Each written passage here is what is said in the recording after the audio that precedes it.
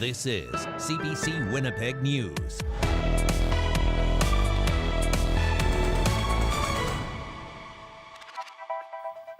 Good evening. Thank you for joining us. Manitoba's former Progressive Conservative government successfully lobbied Ottawa to bring thousands more newcomers to our province last year. But as the CBC's Ian Fraser reports, the province failed to deliver. The last Manitoba government wanted more immigrants but couldn't follow through. I know that the department tried to process as many applications as they could, but at the end I think it was a question of capacity. Since 1998, Manitoba's provincial nominee program has brought skilled workers to fill labor needs. But every year, the number of people Manitoba brings in is limited. Former PC Premier Heather Stephenson asked the Prime Minister to raise the cap. And the lobbying worked. Ottawa raised Manitoba's provincial nominee cap from more than 6,300 people in 2022 to 9,500 people in 2023. But the province did not come close to that number. As of late November, only 6,300 nominations were approved. Malaya Marcelino is the NDP government's immigration minister. We were only put in government in the last few months, so there was only so much we could do with that at this point, but we certainly hope to put more resources into the department. The province is now recruiting for 3 more employees, maybe more. From my experience, this current situation is extremely unusual. Immigration lawyer Alistair Clark says Manitoba traditionally hits the federal cap. The province is able to not only issue that number, but they often will receive more certificates from other provinces. Since each nominee can bring their spouse and kids, Manitoba may have lost out on a few thousand immigrants. If we are not issuing all of those certificates, that means that businesses lose out. That means that individuals who are interested in coming to Manitoba, they lose out. The PCs say the former government was focused on the federal target. I don't know if it was really realistic that we were going to hit all those higher numbers in one given year, whether that's a staffing issue or whatever else. I know that we worked extremely hard. The feds are expected to reveal in March how many nominees Manitoba can accept this year. Ian Fraser, CBC News, Winnipeg. By the way, the Progressive Conservative Party of Manitoba has a new interim leader. It's a gentleman you just saw in the last story, Lac du Bonnie MLA Wayne Owasco.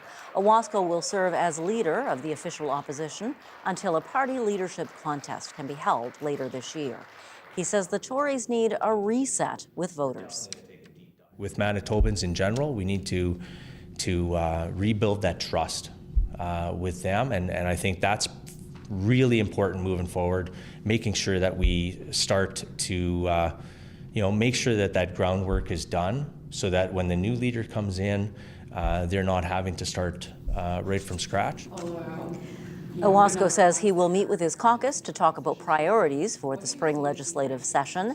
PC party members will vote for a new leader in the fall. Owasco will not say if he'll put his name forward for permanent leadership or for official leadership. Another member of the former PC government offered the new NDP government some post-election advice about a proposal to mine for sand in Manitoba. Cliff Cullen, the former deputy premier, says he was concerned about the loss of potential jobs. Premier Wab Kinew has a less innocent view of their communication. CBC's Bartley Kivas brings us the latest on this story. Ultra-pure silica sand's in demand for making solar panels and superconductors. There's a lot of this sand below the surface of southeastern Manitoba. Alberta Mining Company CO Silica is awaiting approval for an environmental license to remove millions of tons of the sand. The former PC government stands accused of trying to ram through this approval after their election night loss, yet before the NDP assumed power. We said, we're going to put a stop to that. Premier Wab Kinew was the first to make this claim. He was backed up by defeated PC cabinet ministers Kevin Klein and Rochelle Squires, both of whom claimed fellow former cabinet minister Jeff Wharton asked them to approve the environmental license days before Kinew was sworn in. Wharton denies the allegations. Canu's office now says another former PC cabinet minister then offered the new government some advice about Silica. Retired MLA Cliff Cullen confirms he did this. He says he texted Canu's chief of staff the day the new premier was sworn in to suggest new Environment Minister Tracy Schmidt and new Economic Development Minister Jamie Moses meet with Silica's president. I spoke to Cliff Cullen by phone. He says he sent a text as a courtesy out of concern for the potential loss of 8,000 jobs. The premier isn't buying that. It appears as though there is a pattern of behavior on the part of the outgoing government. Canu says his government has increased scrutiny of Silica's proposal as a result. If there were so many people as part of that former government pushing in a certain direction on a project that was supposed to be the subject of an independent environmental approval process and decision-making process, it does bring into question the validity of that approval process. In a statement, the president of Silica says he welcomes the additional scrutiny. Faisal Somji says he's answered every question the government has posed about his proposal. Cliff Cullen, meanwhile, says he's frustrated by what he describes as an effort to portray his advice as a conspiracy.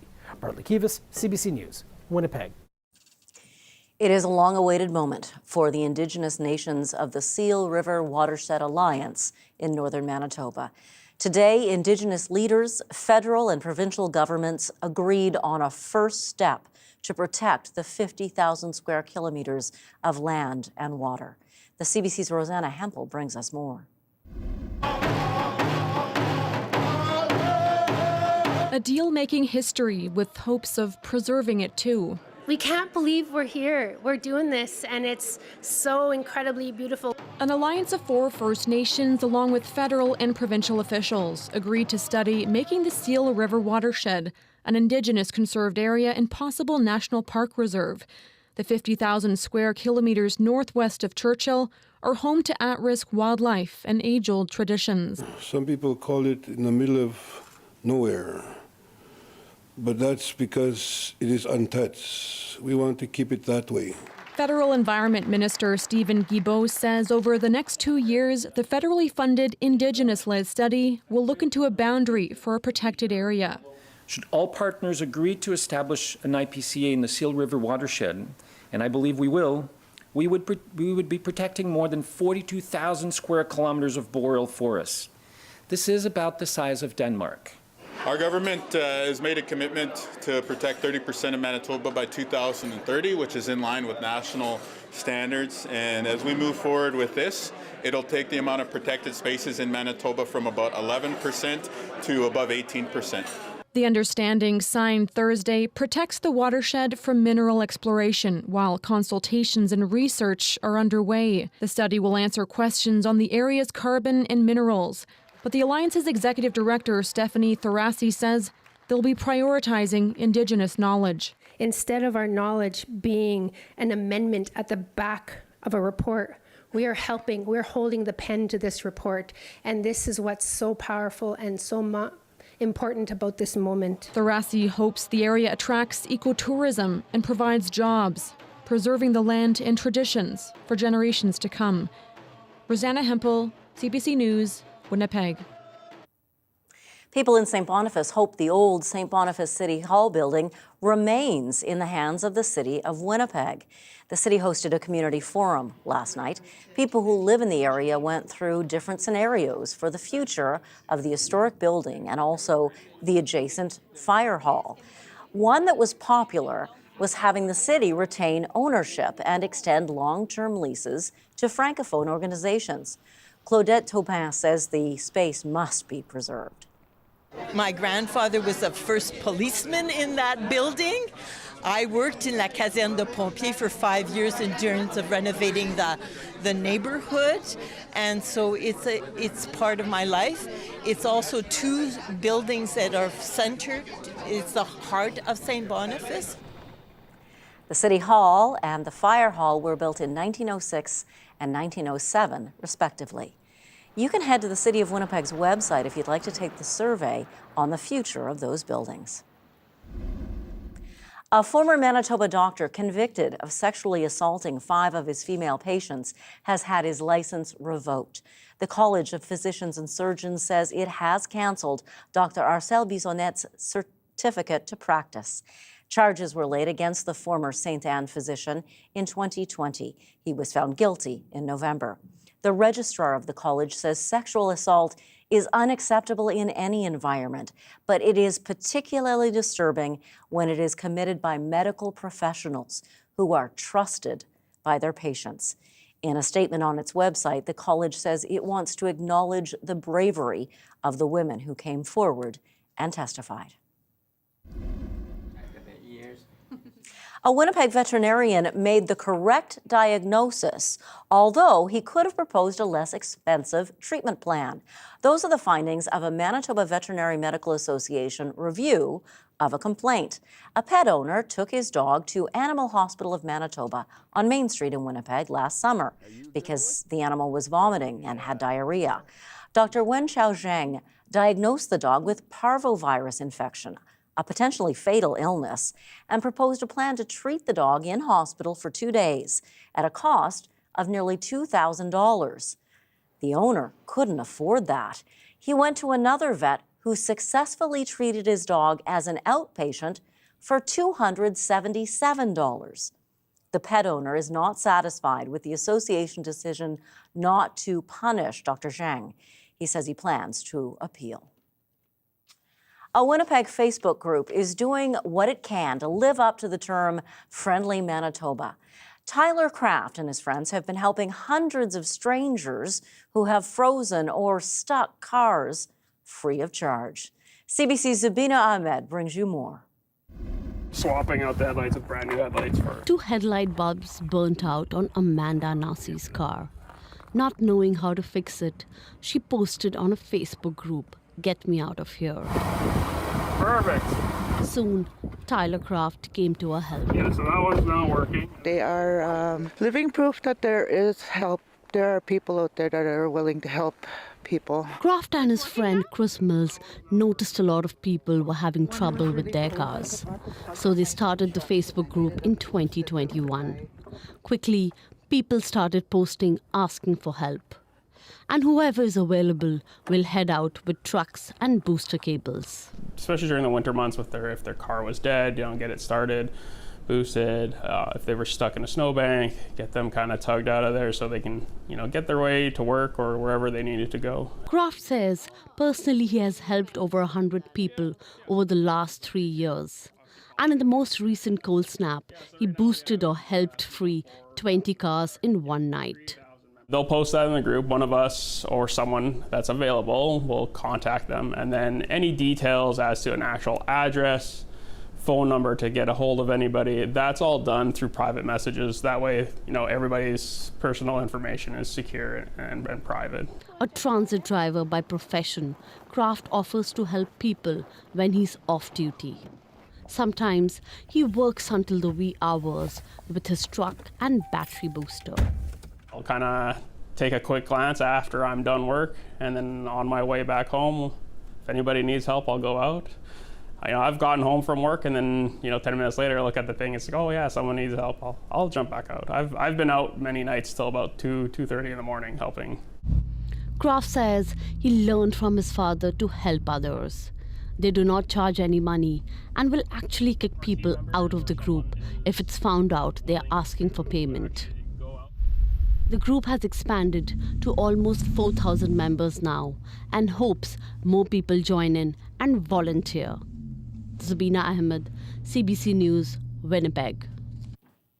Well done, Tyler Kraft and friends. Well done. Manitoba Ag Days 2024 is teamed up with a program called Agriculture in the Classroom, Manitoba.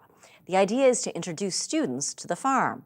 Hundreds of young people have been exploring Brandon's Keystone Centre during the last 3 days. The 3-day Agricultural Expo has been on this week to learn more about the ag industry and potential careers. The CBC's Chelsea Kemp brings us more. It shows me how important farming is and how much we need it. I mean, before I was like, oh, farming, whatever, but seeing all this stuff, I think it would actually be quite cool to enter an industry like this and help somebody. Agriculture in the Classroom, Manitoba. We are the bridge between agriculture and education. Right now we are running our Ag Days program all week. This year, over 450 students from 13 communities. We take the students to Manitoba Ag Days and they participate in an ag adventure hunt where they go talk to participating booths and they learn all about, careers in agriculture. To have a thriving agriculture industry, the people are one of the most, if not the most important factor, making sure we have people who are interested and available and skilled to work in the industries. We have to start early to introduce ag education to young people. We love to invite them into a conversation and open their minds. I know we need people in all sorts of sectors, but if you're a little unsure, or even if you are looking for something exciting, check out ag. I think we're learning a lot about agriculture around the world. I do like working with cattle and stuff, so that would be a possibility. I could probably work on a farm somewhere.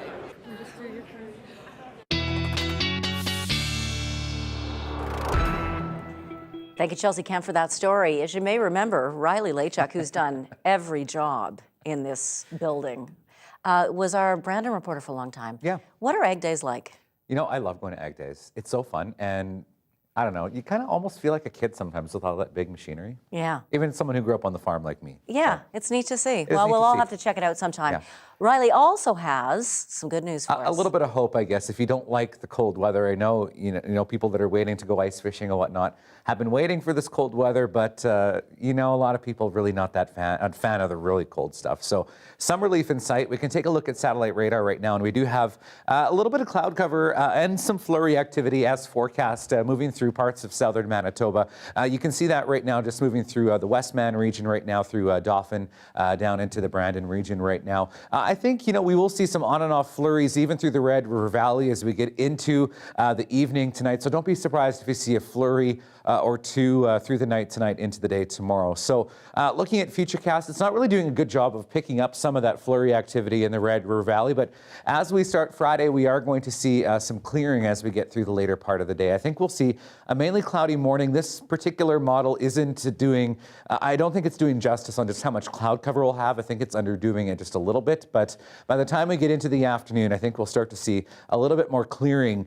Maybe a sunny sunset we'll see tomorrow in the afternoon, ahead of our next weather maker, which is going to move into the province Saturday into Sunday. You can see here bringing us some snow through the later part of Saturday into Sunday for parts of southern Manitoba. So right now we're at minus 19 in Winnipeg. West winds at 13. They have been really dropping off through the afternoon today.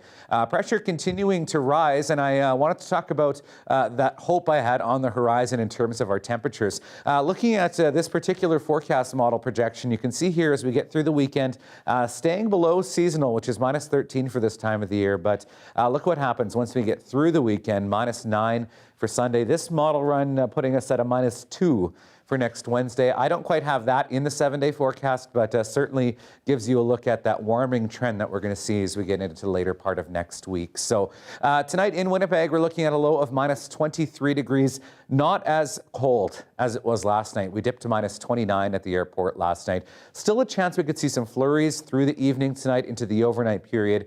Northwest winds at 10, and we'll see light winds waking up tomorrow morning as well. Minus 22, a mainly cloudy sky. First thing in the morning, we'll start to see those sunny breaks really starting to come out once again. Clearing sky tomorrow in the afternoon toward much sunnier and much brighter conditions through the afternoon tomorrow. Still winds northwest 10. We're looking at a high of minus 15 degrees tomorrow. For Saturday, we're looking at increasing clouds with that light snow starting to move in as we get into the day Sunday. I think for the Red River Valley, it is more of a later day event through the afternoon into the evening on Sunday. Minus 11 for a forecast high. Minus 11 as well on Monday with a lingering chance of some flurries. So a little bit of precipitation on the way, Janet, but our temperatures definitely on the upswing, and we'll have the full details in your 7-day forecast coming up. Thanks very much, Riley. You're welcome.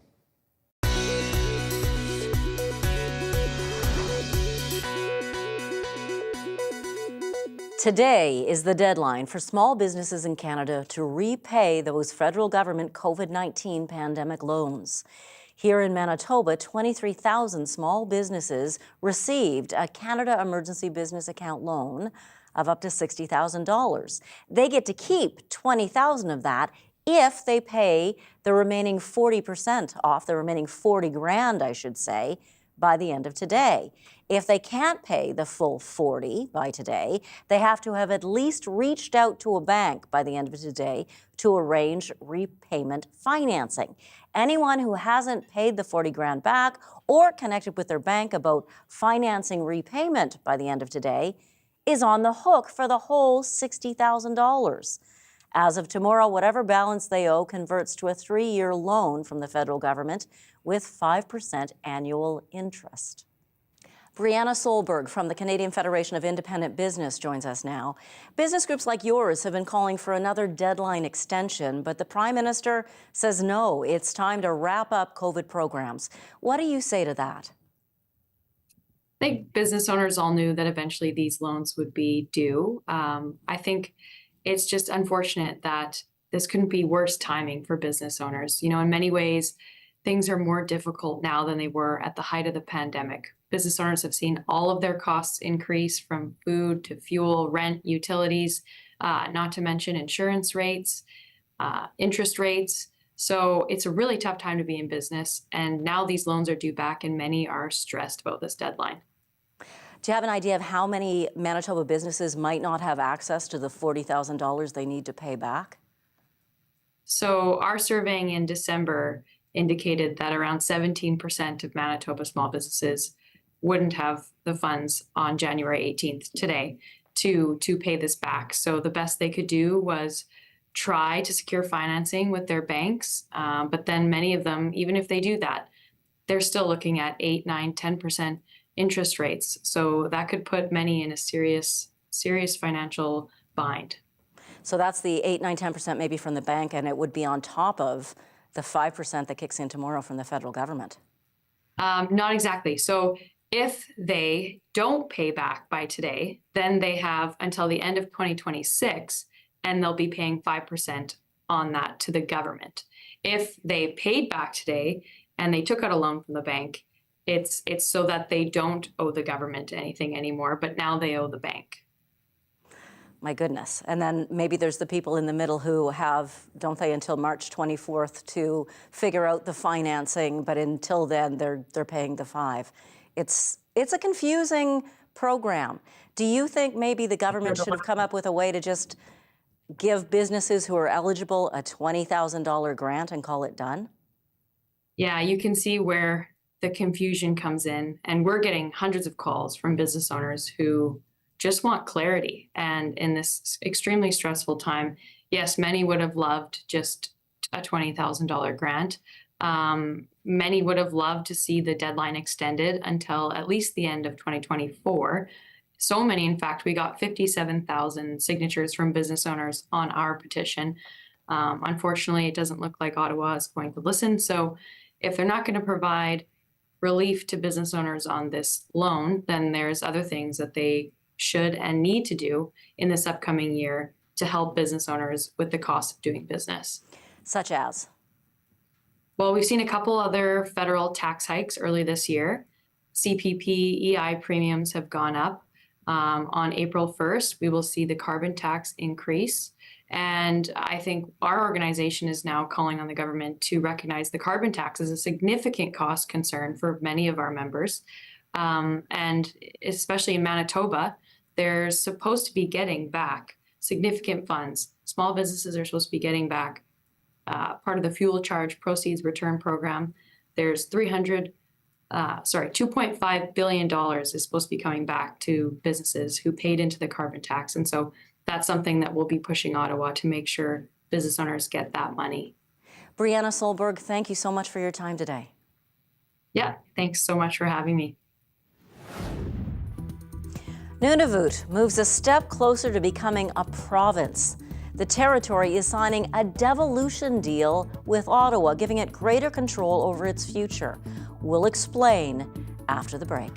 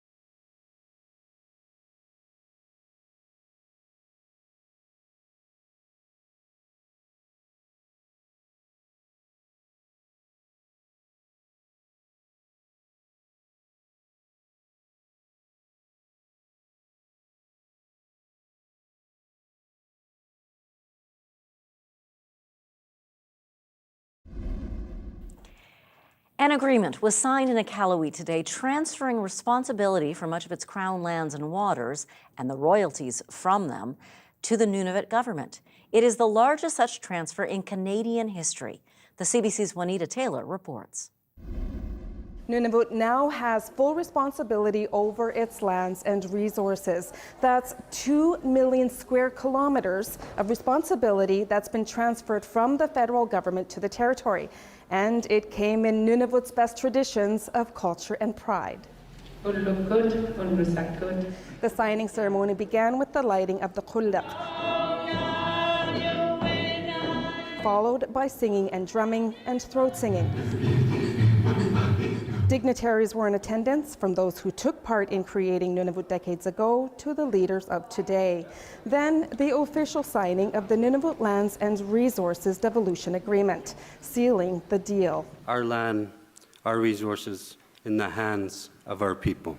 Nunavut is the last territory to sign a devolution agreement with the Government of Canada. For decades, Inuit have been working to have more control over their future, which this agreement gives them. Essentially, this signing completes Confederation, making the North equal participants in Canada's future. A community celebration is being held tonight to welcome the work ahead in putting this devolution agreement into action. Juanita Taylor, CBC News, Iqaluit. A recent Statistics Canada report shows that 1 in 9 Canadian adults has experienced what is known as long COVID. And yet clinics that deal with that syndrome are losing funding, and patients struggling with life-altering symptoms are feeling abandoned.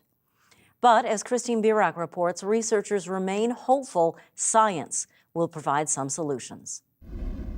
Studies show 50 to 75% of long COVID patients recover and vaccines help. But the latest StatsCan data reveal some bad news. As of last June, over 2 million Canadians reported they were still experiencing long COVID symptoms. I live in Quebec City, Matlin, British Columbia, Moose Jaw, Saskatchewan. And yet, without warning, provincial funding for long COVID clinics is drying up. I've had memory loss. We asked patients across the country what they're dealing with. I have trouble breathing. I suffer from nausea daily. It ripped my gallbladder. My life has been in complete chaos.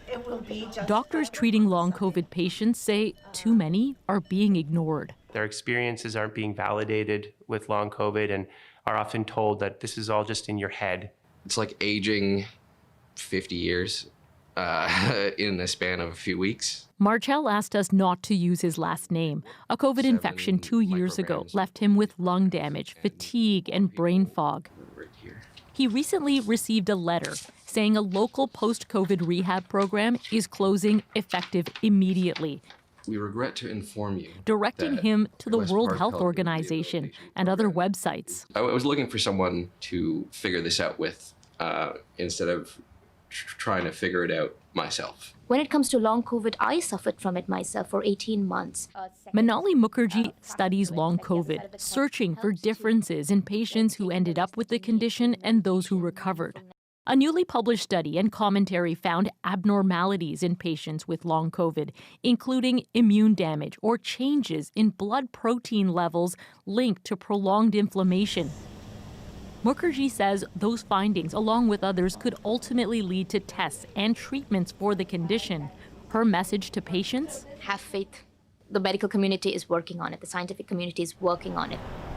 Patients desperately want hope, but many worry as memories of the pandemic fade, they will be forgotten. Christine Birak, CBC News, Toronto.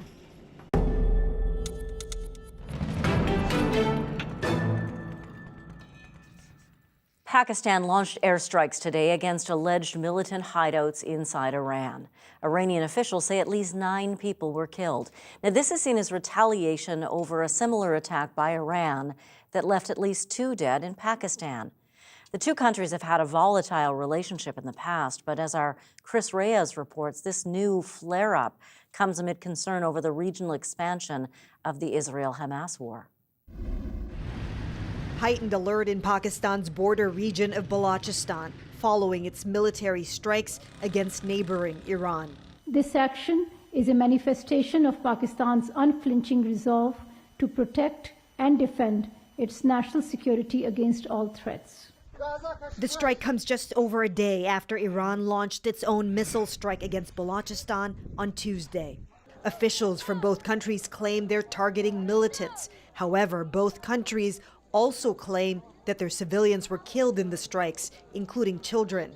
Michael Kugelman is an expert on the region. He says those casualties are a worrying development. It's going to be difficult to come back from the brink in the immediate term because these were not strikes that simply eliminated some terrorists. That may have happened, but it's quite clear that you had civilians, including small children, that died in both of these cases.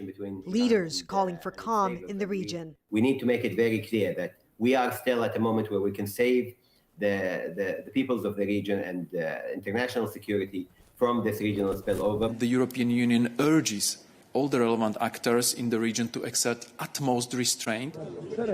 The exchange of airstrikes between Iran and Pakistan comes amidst worrying flares in the region since the Hamas attacks on Israel that triggered the war in Gaza. In recent weeks, U.S.-led strikes in Yemen in response to Houthi rebels targeting ships in the Red Sea have added to the tension. Iran has been doubling down on pushing its proxies to try to undermine Israel and its allies, and that has made Iran more vulnerable. Washington playing down the connection. I don't think it's in any way, shape, or form connected to Gaza, but whenever you see things, see strikes in the region, given the tensions in the region, there is the risk for an increase in conflict, which is something that we're trying to avoid. With little sign of tensions tempering, the region remains on edge. Chris Reyes, CBC News, New York. In the meantime, the U.S. is keeping up airstrikes against the Houthis in Yemen. The Iran-backed rebels have been attacking commercial shipping in the Red Sea for the past 2 months in support of Hamas. Some companies are rerouting vessels to try and avoid the area. And as Brett Ruskin explains, that's causing supply chain issues. Local impacts now being felt as a result of that conflict on the other side of the world in the Middle East. So here in Halifax, we have ships that come in and out of port every single day, but the ones coming from Asia are beginning to arrive more than 11 days behind schedule. And the shipping companies are starting to avoid their conventional routes. So the normal route goes through the Red Sea, squeezes through the Suez Canal, through the Mediterranean, over across the Atlantic here to Halifax. Takes around 23 days or so normally. The new route goes down south along the yellow line there around Africa and then across the Atlantic from there.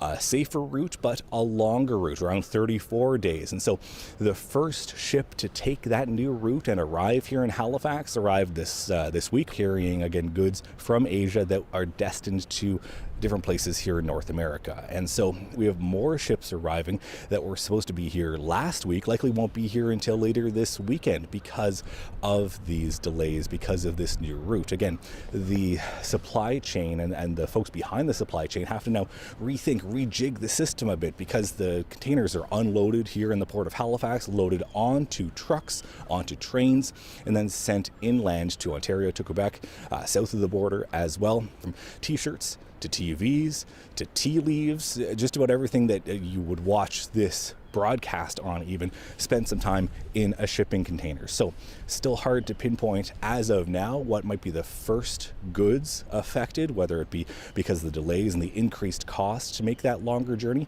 and what it might mean for consumers. But again, local impact as a result of this conflict on the other side of the world. Brett Ruskin, CBC News, Halifax. A campaign is underway to honor a Canadian veteran, one who entertained combat troops. We'll tell you that story next. And then Riley Lachuk will bring us his look at the Manitoba forecast. You're watching CBC Winnipeg News.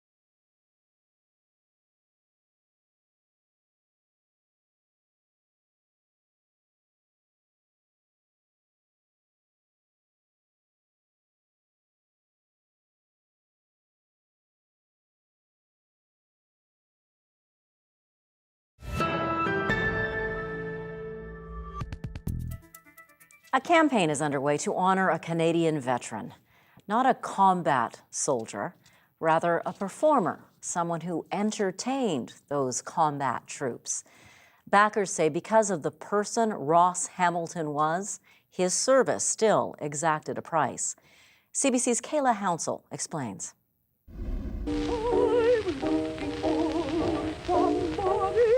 Not far from the front lines of the First and Second World Wars, Ross Hamilton and his concert troupe, the Dumbbells, helped entertain their fellow soldiers. He was a raving beauty. There was no doubt about it. Then called a female impersonator, historians say Hamilton was actually a drag performer. His co-stars remembered him in 1965. He always remained a young lady.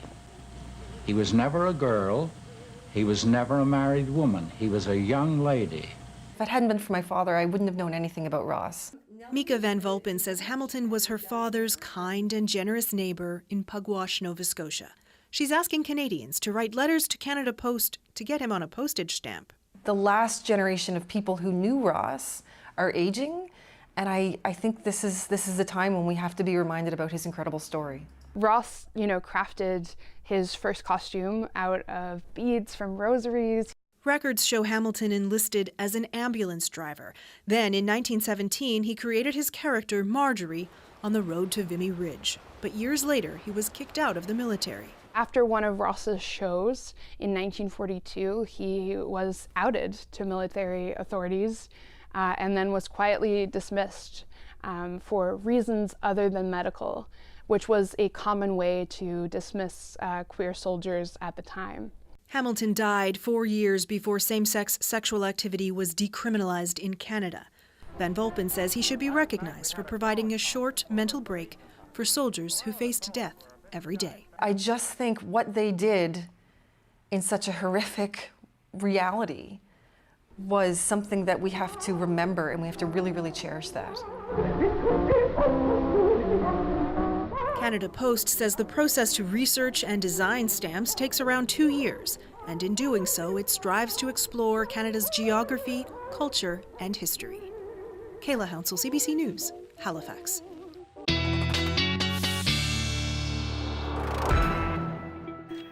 Our weather specialist Riley Lachuk joins us once again. I guess we've got some messy weather out west. Yeah, certainly one of the newsmakers even in this country is that we've been seeing some pretty heavy snowfall, and we're expecting a little more through the Metro Vancouver region and parts of the West Coast. We can show you that on the maps right now. We have a freezing rain warning in place for a good chunk of the BC interior and down into the South Coast around the Metro Vancouver region, and a wind warning. So we're expecting some fairly strong winds and some mixed precipitation. Looking at satellite radar right now, you can see most of this falling in Metro Vancouver is snow right now. In fact, parts of Vancouver Island expecting up to 20 centimeters of snow by the time we get to Friday. And you can see some of this already starting to transition over to rain, and some of that freezing rain, and that will continue as we get through into the day on Friday. So if you have travel plans or know someone who's traveling west, I'd say expect delays, especially as we get into the early morning hours tomorrow.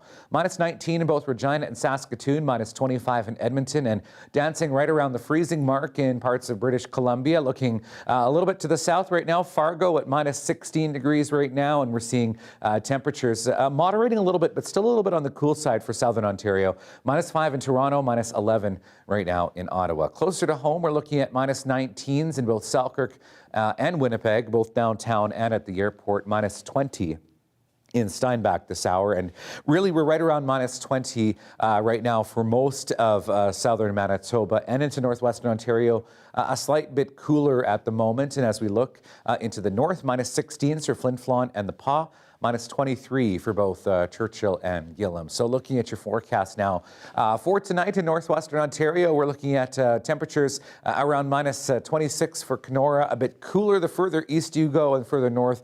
Chance of some light snow in Red Lake tonight, minus 28 degrees. And the chance of light snow pretty consistent across most of southern Manitoba. Temperatures around the minus 20 mark or so tonight. Southwestern Manitoba, this chance of light snow comes earlier in the evening, then tapers tapers off to a mostly cloudy sky for Swan River and Dauphin, minus 21 in Brandon tonight, and we have a fairly widespread chance of some lingering flurries through the northern part of the province, minus 27 in Norway House tonight. Minus 14 in Churchill tomorrow, minus 13 in Thompson. We'll start to see some sun as we get through the day tomorrow into the southwestern part of the province, minus 17 in Brandon and Swan River. We'll start to see a little bit more sun the further we get into the afternoon tomorrow for most of southern Manitoba. That goes for the Red River Valley as well, minus 15 in Emerson, minus 16 toward the eastern part of the province and into northwestern Ontario. We're looking at more sunshine as well, minus 18 for both Kenora and Dryden, minus 17 tomorrow in Fort Frances. Janet, your 7-day forecast is coming up. Looking forward to it. Thank you, Riley. You're welcome. Nominations for the British Academy Film Awards, more commonly known as the Baftas, were announced today in London. Live from Bafta's home in London, I'm Naomi Aki. And I'm Kingsley Benadier, and we're both thrilled to announce this year's nominations. Christopher Nolan's Oppenheimer got the most nods. The biopic was nominated in 13 categories, including Best Film and Lead Actor. Poor Things, Killers of the Flower Moon, and The Zone of Interest were also well received. Actor David Tennant will host this year's ceremony, which takes place February 18th in London. By the way, Oscar nominations come out next week.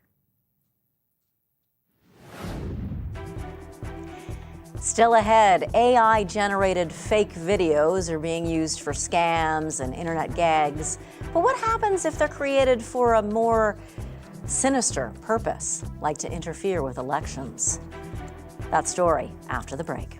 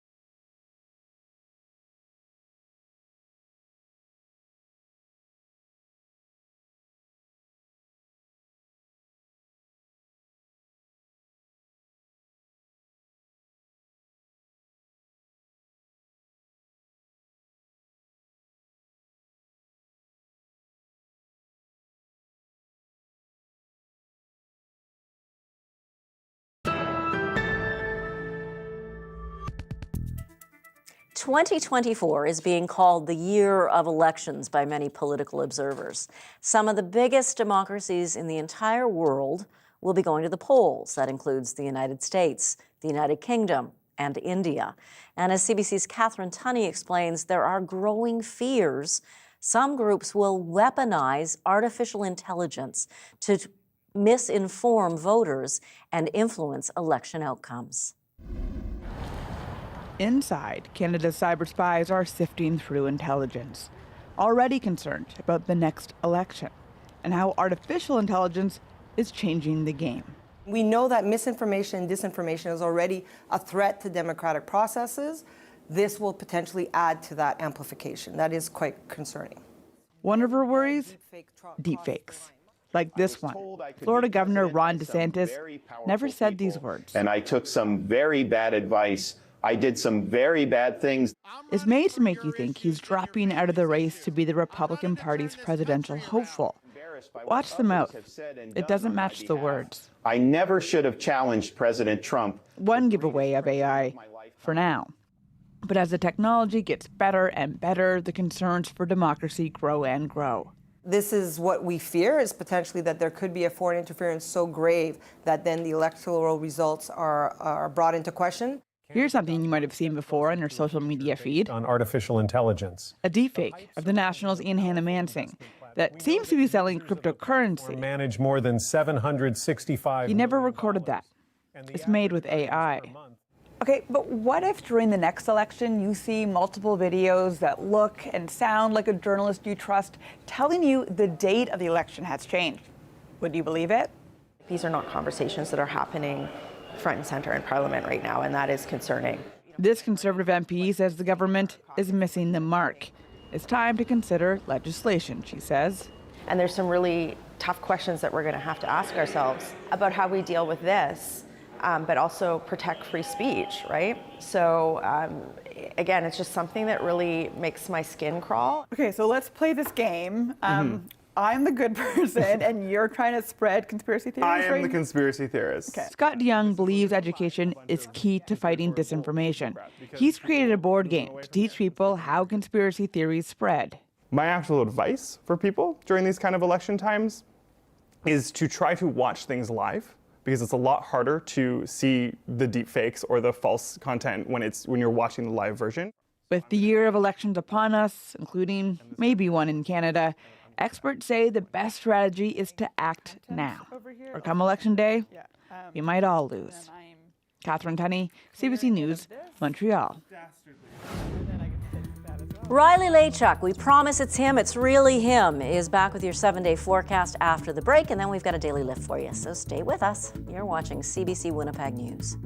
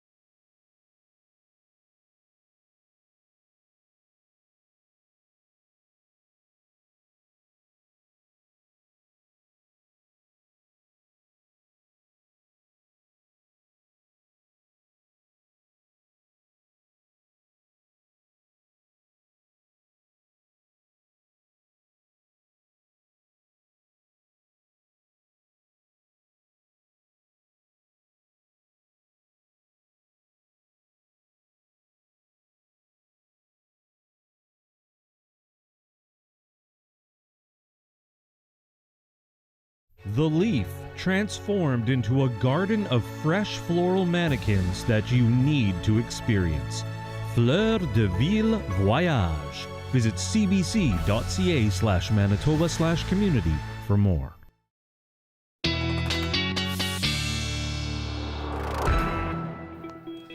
Thought we'd take a look at your sunset times because for the first time since November the 4th of last year, we have a sunset at 5 o'clock this afternoon. And the days, really are going to start to get longer. So look what happens over the next couple of weeks. 5:10 next week, 5:22. And then by the time we get to February the 8th, our sun is setting at 5:34 in the afternoon. So slowly getting a little bit more daylight, if that brings you a little bit of hope.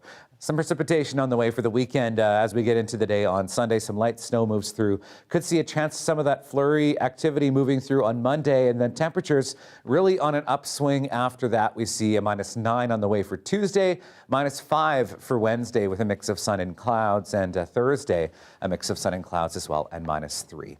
Well, if the medium is the message, then a Croatian sculptor's work may express a burning passion for his craft. A burning passion for his craft. Here, my friends, is your Daily Lift.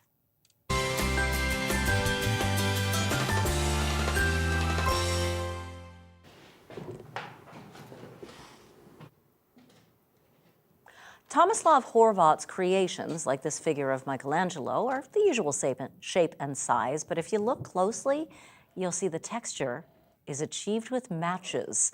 This pianist used more than 200,000 matches. And yes, there are more Michelangelos coming. Horvat's talking about taking a strike at the statue of David. Hot stuff. Yikes. Yikes. And accidentally setting that on fire or something. That would be very, very bad. Don't try that at home. Yeah. Have a great evening. See you at 11.